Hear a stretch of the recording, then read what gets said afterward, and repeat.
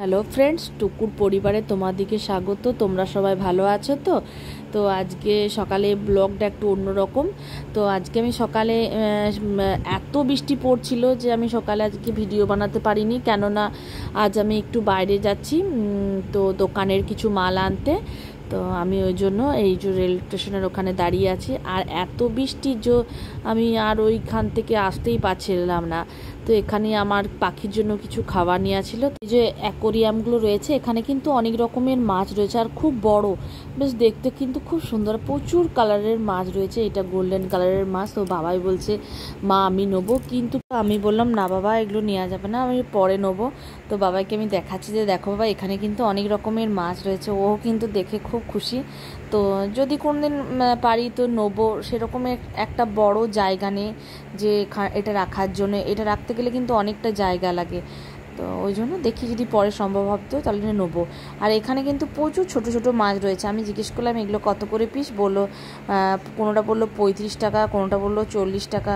এই যে এখানে ওর থেকেও আরও ছোটো রয়েছে, মানে দেখতে বিভৎস লাগছে।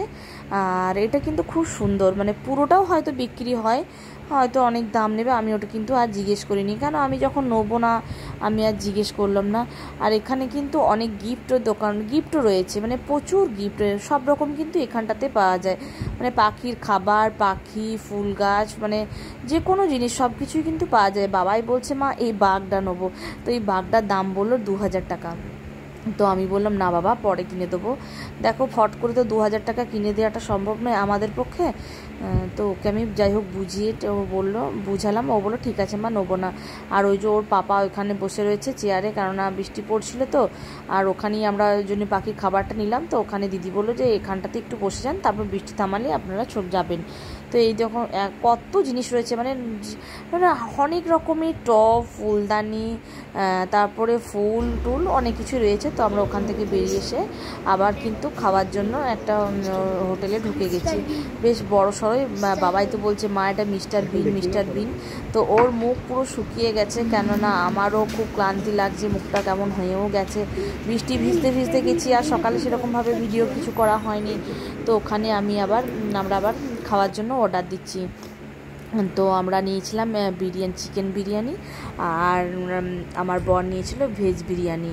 আর ওখানে ছিল চিকেন কষা, কোল্ড ড্রিঙ্কস, জল টল অনেক কিছুই নিয়েছিলাম। তো বাবাই বসে রয়েছে, বলছে মা কখন আসবে করছে। আমি বললাম বাবা একটু ধৈর্য ধরো, ঠিক চলে আসবে।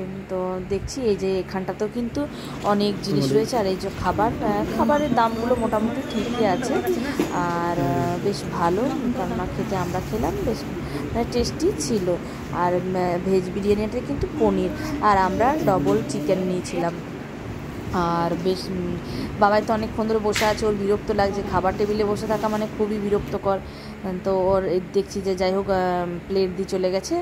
আজ আর সেরকমভাবে কিছু ভিডিও করতে পারলাম না। আবার তোমাদের সঙ্গে দেখা হচ্ছে আগামীকাল। তোমরা সবাই ভালো থেকো, সুস্থ থেকো, সবাইকে টাটা। আবার কিন্তু কাল চলে আসবো।